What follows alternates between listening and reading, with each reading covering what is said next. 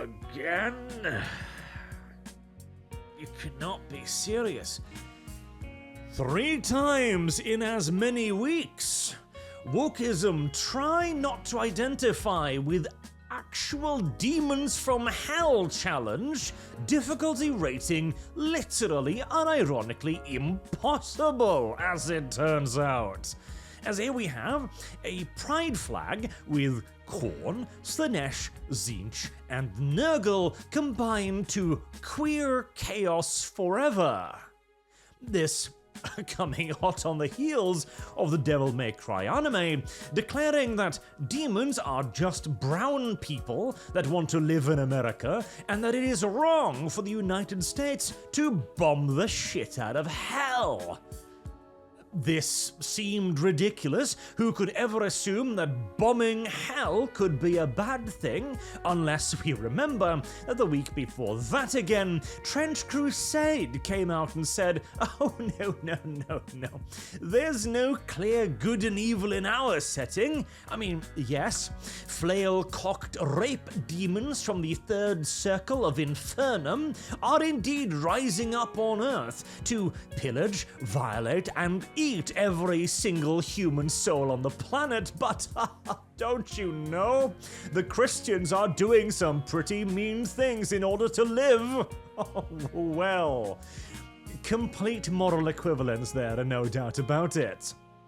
You know, when I first started talking about Trench Crusade and how it seems as if the developers of that game identify more with the demons than the Christians, I felt like I was stretching a little bit, you know? I generally felt like that, okay, this is a little bit of a crazy hypothesis, but I can see the patterns. Well, it's not a stretch anymore, is it? It was turned into a slow, little bit of a hands out there to barely even a motion in less than a month. Okay, right. So, we are actually going to have to explain this. How you can create stuff like this, where the gene stealer cults are striking workers. How this can actually happen? How does anyone actually identify with evil? How is that possible? Surely anyone would look at something like this and go, I'm not identifying with the bad guys, that's insane. I'm not going to declare the child-eating Eldritch abomination from It a queer icon because it makes my movement look really, really bad.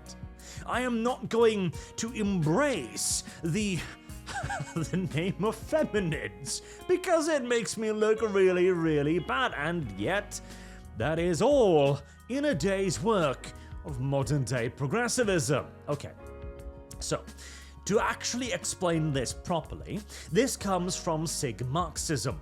Sig Marxism is a extreme left-wing Reddit website that has been sadly dormant for a rather long time. Tragic because it was a prime content farm. This was the post. No pride in the Imperium, death to all emperors, with 1,000 upvotes, which is pretty good for a basically dead subreddit. This subreddit has a few rules, like don't punch left. This is a space for all leftists, not a place to resolve differences between tendencies, because when you're arguing about which flavor of fascism you prefer, you're gonna get a lot of infighting amongst the tankies and the anarchists and the communists, etc.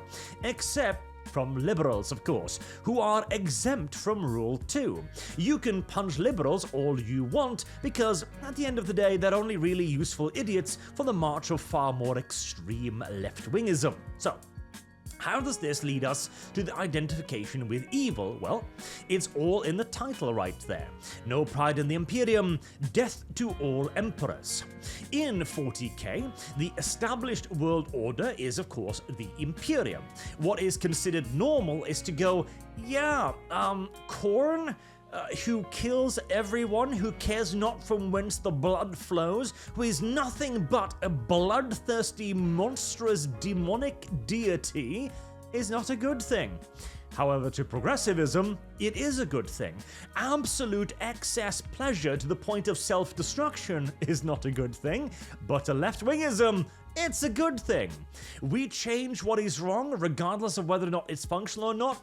Good thing. We are part of nature. Depression, death, and rot.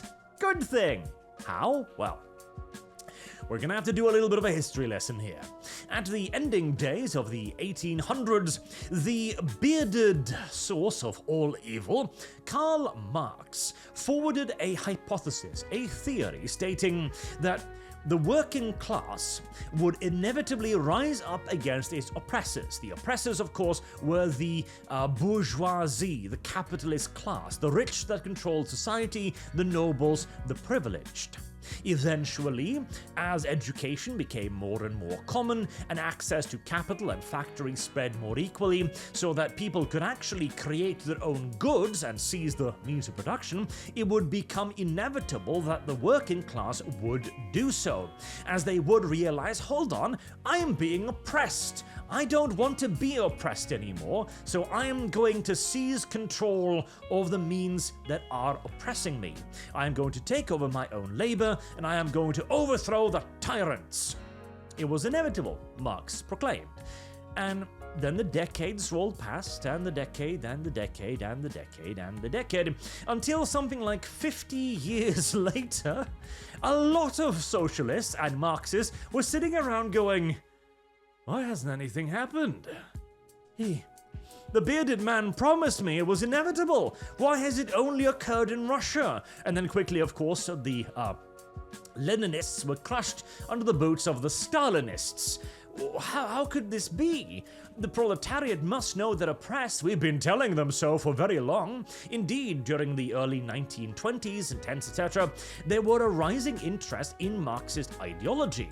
Marxist movements, workers' movements, etc., had often an enormous amount of members in their political parties, in the hundreds of thousands. This eventually led directly to the rise of fascism, incidentally, because it actually delivered the revolution that the socialists were constantly promising. But we're getting ahead of ourselves. The socialists then racked their tiny pea brains to figure out why the revolution wasn't happening. This is where we introduce our favorite little monster, Antonio Gramsci. I've talked about this before, but considering that this has turned into an actual straight-up bloody trend at this point, I feel it bears repeating. Antonio Gramsci put forward the idea that the revolution wasn't happening because the forces of bourgeoisie, capitalism, etc. were so thoroughly entrenched within society that nobody understood that it was bad. They accepted it as the normal thing. Of course we work in the factories. Of course the clergy pray for us, the nobility eat for us, etc., etc. This is just the way of the world, and because it is the way of the world, we cannot change it.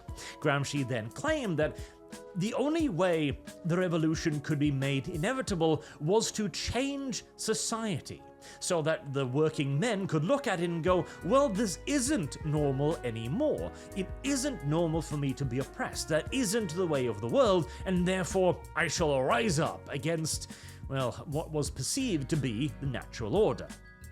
Very well. But this is easier said than done.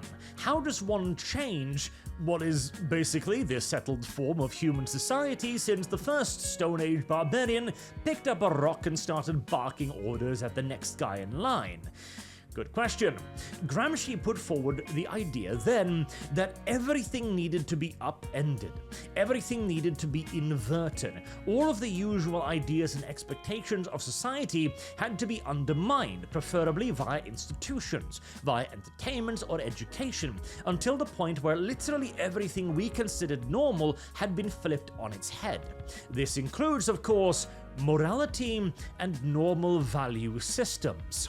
This is how we arrive at the point of I and you, I'm pretty sure, looking at this and going, yeah, no, Korn doesn't just fight oppressors. That's not really what he does. And Slanesh does a hell of a lot more than drinking the pleasures of life.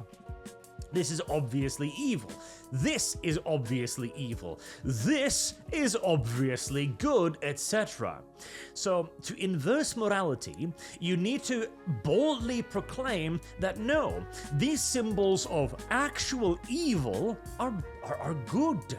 They are revolutionary, you see. Khorne doesn't merely just be a demonic entity that revels in the blood of actually literally everyone. No. He revels in the blood of tyrants, yes. He revels in the blood of oppressors. He revels in the blood of emperors and the petty bourgeoisie. And as always, there is a pinch of truth in it. That's how it's sold.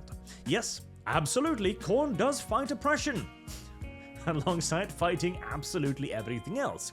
Slaanesh too does take pleasure in life. In fact, there is literally a passage in Liber Chaotica where there is an interview with a known Slaaneshi cultist, where the interviewer is like, so why did you do it? How did you become a Slaaneshi cultist? I mean, have you seen the guys up north? This is obviously evil. And the guy, an educated aristocrat, is just like, no, you misunderstand. Slaanesh isn't like that at all. Slaanesh is merely a god that asks you to take pleasure in living, that asks you to take pleasure in the food that you eat, in the company you entertain, etc. That's all Slaanesh does. Forgetting to mention that the noble in question carved up and ate his entire family for dinner afterwards. Because that is exactly the point with Slaanesh. It is excess. It is always pushing forward. Same with all of it. There are iotas of truth that justify the turn to a revolutionary end. And this, then, is where you arrive at things like this, where even if the gene-stealer cults have nothing to do with communism, beyond being absolutely centralized and authoritarian, I suppose, it is indeed potentially striking workers. Absolutely. Gene-stealer cults will infiltrate imperial society under the guise of attempting to liberate it. They will shut down factories, seize the means of production. They will attempt to overthrow what they present to be an authoritarian rule. However, there's the kicker. Whilst the Imperium is absolutely authoritarian, oh hell yes, that isn't the reason why the gene-stealer cults are doing anything. They aren't doing this to improve the lives of the people on the planet. They're not doing this to help their fellow workers, quote-unquote, or citizens out. They are doing this so that they can eat them. Which is why this is a brilliant little metaphor for Marxism. You remember that whole thing, don't punch left, followed by accept liberalism? Well, the liberals are the ones who make this meme, who go, they're just striking workers. How are you killing them? You're not the good guys. You're screwing yourself. You are gaslighting yourself into thinking you're good when you're obviously evil. These will then swiftly be eaten, devoured indeed, by these people who go, oh yeah, no, except for you. You we can purge. You are our useful idiots. This will then continue until eventually you end up with Stalinism, yet again, tankyism, where the biggest, baddest socialist will look at all of the others and go, your services are no longer needed, comrade. The revolution will remember you. Chick, chick. Bang. This then is also, yet again, coming back to the identification with evil. It is all to upset the natural order. It is also all to find the people who are willing to accept it, to weed out the wheat from the chaff. Because if somebody looks at this and goes, I don't know, comrade, this is a bit extreme, he's not going to be willing to go far enough to upend society. He's therefore going to need to be somebody to be removed, somebody to be placed in a different camp. Things like Pennywise, being a queer icon, is a constantly repeating cycles of purity testing to make sure that the entire movement is continuously radicalizing at a rapid clip. It needs to go faster. You begin with something simple like, yeah, but we need a little bit of representation, and then more. This continues then to see the upturning of the norms and the speeding up of the process, because if this ever stops without actually having finished upending the entirety of society, you will not have overthrown that societal norm that we talked about. That norm that binds people in the shackles of oppressive reality and prevents them from carrying out the revolution. This is why, again, it must get more and more and more and more extreme. However, as revolutions aren't really possible in today's age, not really. Especially not in the countries that might be the most inclined towards left-wing revolutions, shall we say, in Europe. Unless the military suddenly switches side, I suppose, which in some countries... Instead, then, you have a radicalization not towards more violent action, which might lead to the overthrow of the government. You instead have radicalizations in more and more extreme statements, as the quest to upend the social norms, whilst potentially brilliant in the 1920s and 30s, actually becomes a self-defeating cycle in the age of the internet. Things like this only push people away. Normal people are going to look at this and go, oh, no, that's absurd. But since leftism is in that constant cycle of radicalization to upend the social norms, you are going to get people claiming that the demons from hell are not the bad guys. You are going to get people claiming that the demons from hell are the victims. You are going to get people claiming that the demons from hell are fighting oppression. This is the reason also why progressivism and wokeism has burnt itself out so remarkably quickly in our modern day, going from near absolute control of the institutions, of politics, of the legal systems, of the political and cultural zeitgeist of just 10-20 years ago, to today's position, where they are in painful retreat all across the board, and must reach for ever more authoritarian means in order to attempt to retain that control by either banning opposing parties like we see in Germany, or arresting opposition leaders and jailing them as we see in France. These are not the actions of a victorious movement. These are the flailings of a tyrannical force being brought to heel, as is yet again this.